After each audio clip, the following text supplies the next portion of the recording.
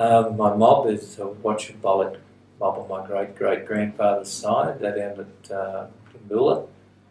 You know, my great-great-grandmother's side, it's Ngari Ngari from Lake Mungo in New South Wales.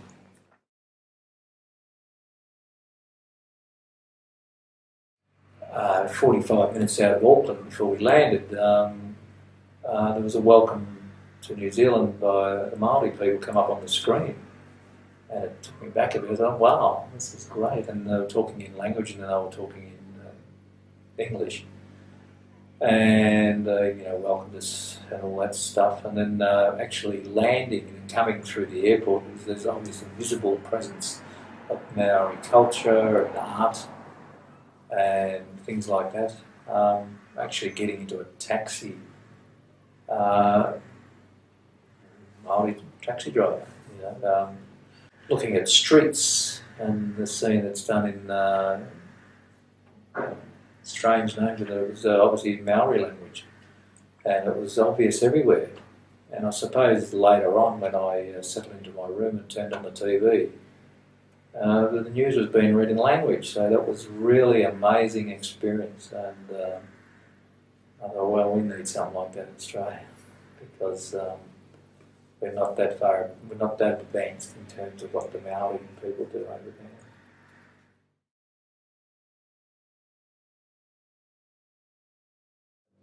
I never thought when I was young that I needed to travel overseas. Everything I needed was here. But travelling overseas, it does broaden the mind. You get new experiences, you meet new people that you might have read about but don't really know anything about it or get it into context till you actually meet somebody from that country and you talk and spend time with them. And you get this deep appreciation of their experiences. And they learn from you about yours and your people. So it's a great opportunity.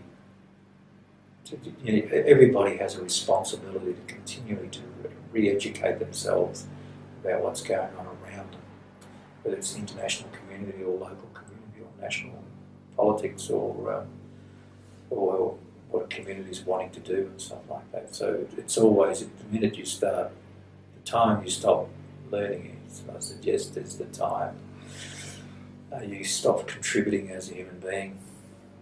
We're always learning. That's my motto.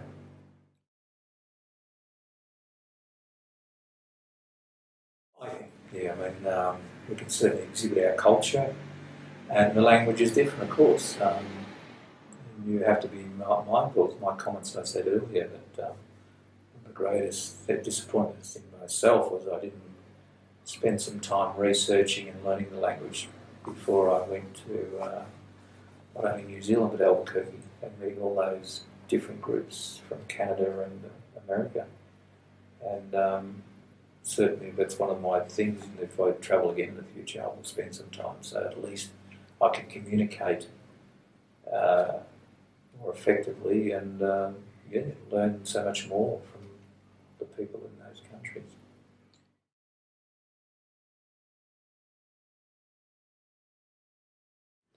Well, it has shaped it a bit in terms of how I think, and from time to time I see stuff that First Nations people are doing in other countries, particularly Canada and America and New Zealand.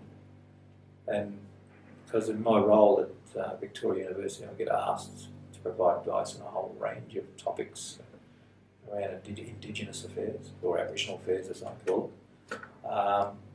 And so it helps to have that international experience because you can see, you have a sense of what's happening in other parts of the world and what their aspirations are, and being able to have input to what's happening locally.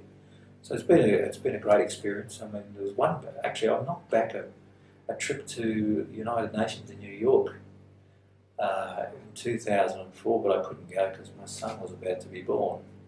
And it was a wise decision that I didn't go because if I'd caught the plane that day, my son was born a few hours later. So it was a regret in one way that I didn't have that opportunity, but in another way that I was there to see the arrival of my son Jack, which was and it certainly was an experience as well.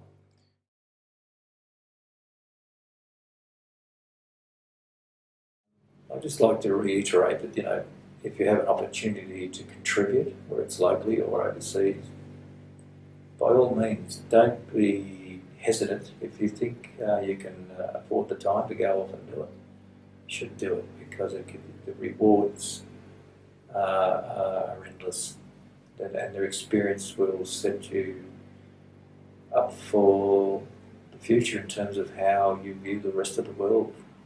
It's not just Australia. I mean, there's millions of other people out there that we need to learn about as well. So it's a great experience, and you can only enrich your education.